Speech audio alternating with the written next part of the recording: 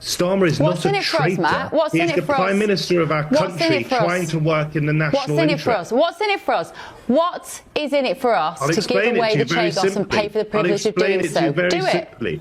Yeah, I will.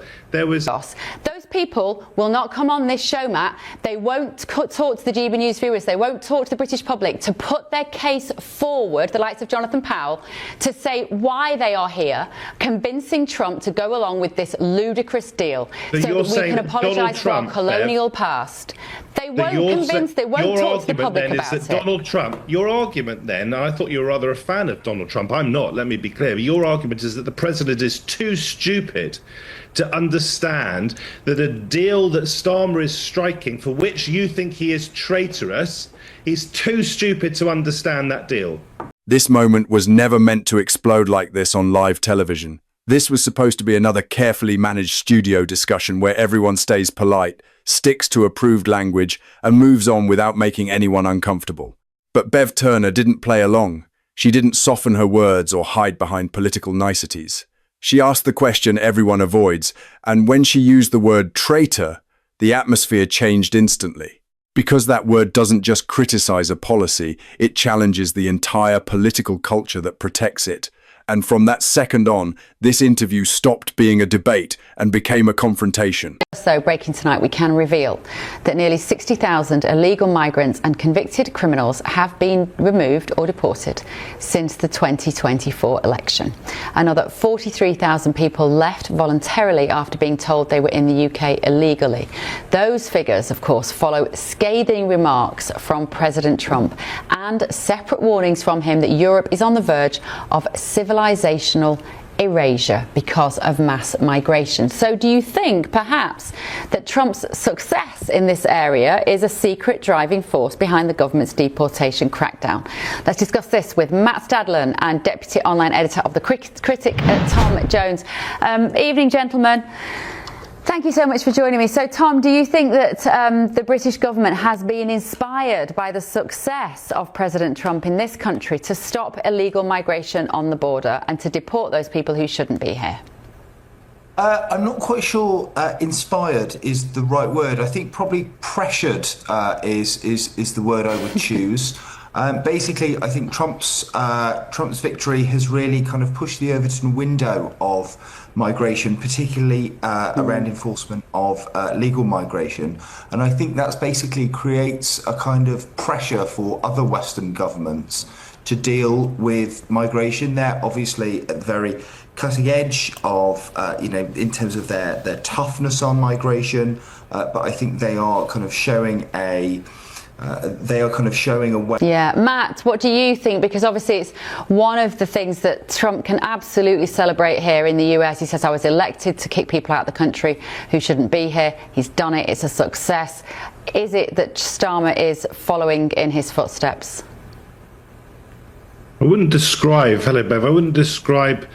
Trump's policies as a success, given what we've seen in Minneapolis. But leaving that aside for a moment, it was in December, I think, that policy document came out, and where the American administration talked about the risk of civilizational decline. And actually, a lot of these for that document, I think this government realizes that if you are here illegally, well, you shouldn't be here, and wants to enforce the law. I also think that they are aware of the political threat of Reform UK, and they want to show that they are indeed enforcing the law. And of course, the crisis with the small boats is so visible that it's being talked about almost on a daily basis, isn't it? Often on GB News, and the government realises again, therefore, that there is an extra, to use that word, pressure is probably not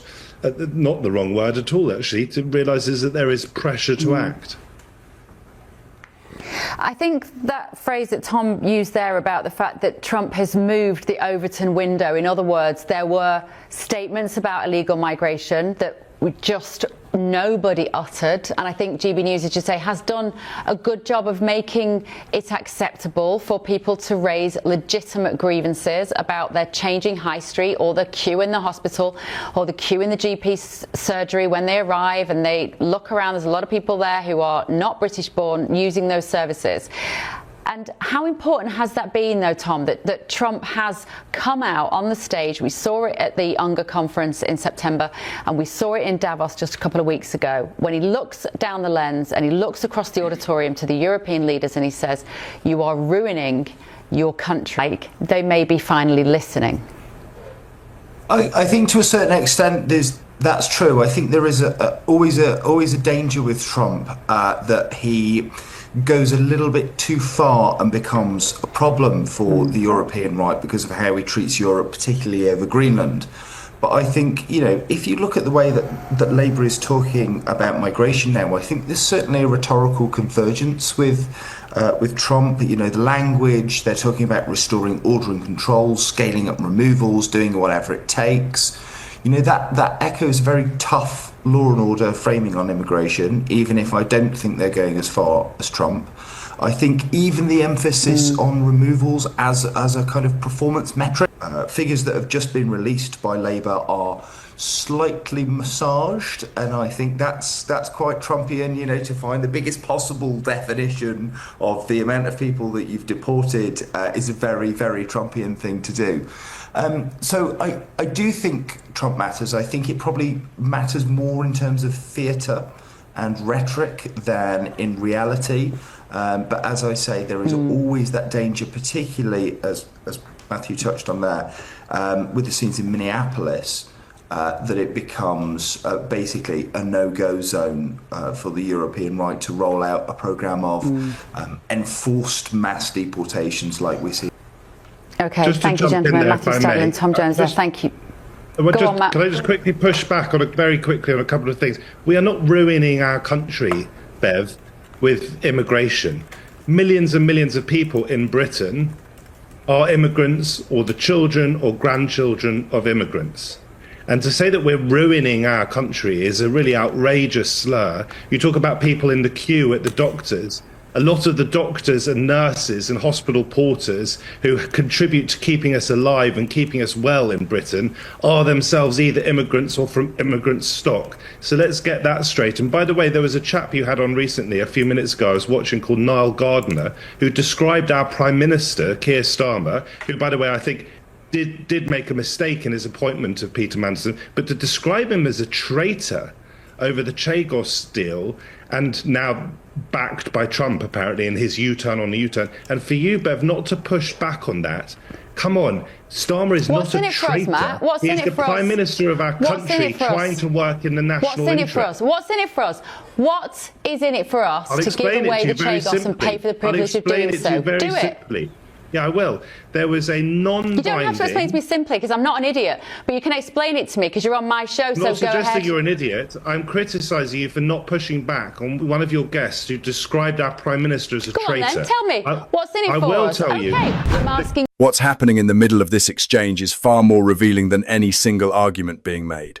Everyone in that studio knows something has shifted in politics, especially on issues like migration and borders, but nobody wants to admit why it shifted or who forced it. So, instead of clarity, we get safe language. We hear words like pressure, rhetoric, and political reality, phrases designed to explain change without assigning responsibility. But those words don't explain why policies that were supposedly impossible suddenly became achievable, or why voters were told for years that nothing could be done when clearly something always could.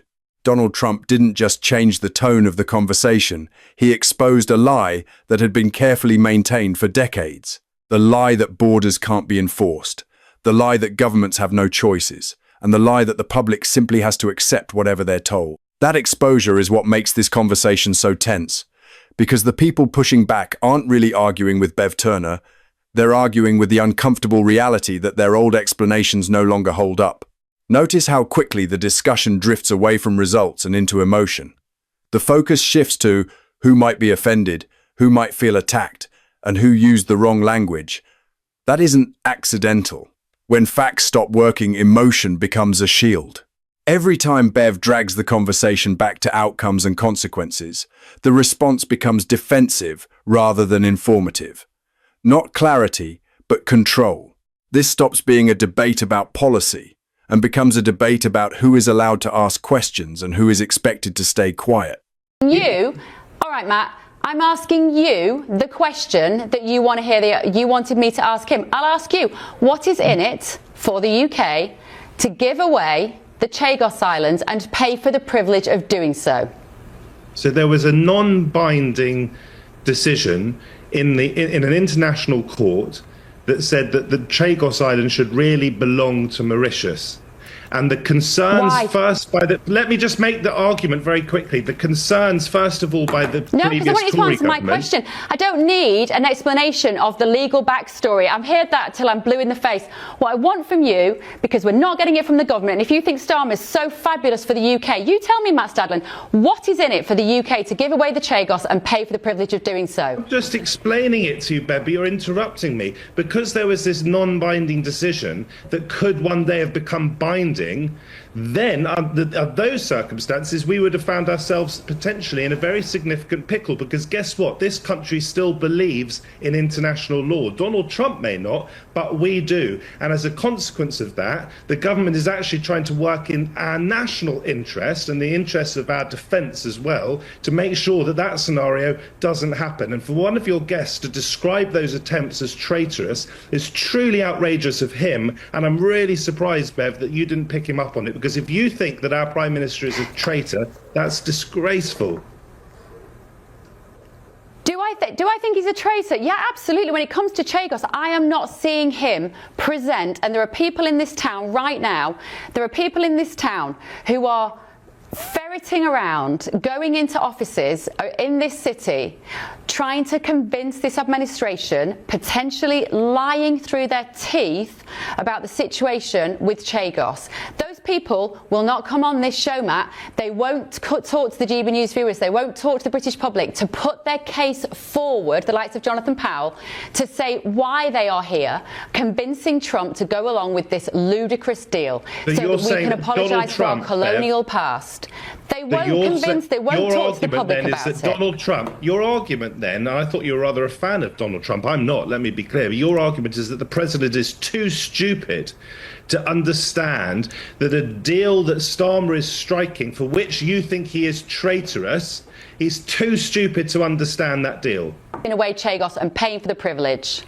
So you and Niall Gardner are clever enough to understand this deal, but the British government is too stupid or too traitorous, and Donald Trump is too stupid to understand it. Last year in May, Marco Rubio supported the deal. Trump then, over the Greenland fiasco, which was outrageous, did a U-turn. And then today, to my surprise, and to a lot of people's surprise, he's U-turned on the U-turn. But apparently your guest, who thinks that our Prime Minister is a traitor, your guest is clever enough to understand the problems, but Trump is too stupid. I thought you were a fan of Trump. That surprises me. This is where the entire argument finally collapses, because the question being asked is brutally simple and impossible to escape. What does Britain actually gain from this deal? Not the legal history, not the moral justification, and not the abstract theory, but the real, tangible benefit to the people who are paying for it. And that's where everything falls apart, because instead of an answer, we get outrage. We get lectures about international law, warnings about future court rulings, and accusations that even asking the question is somehow irresponsible. If this decision was genuinely in the national interest, explaining it would be easy.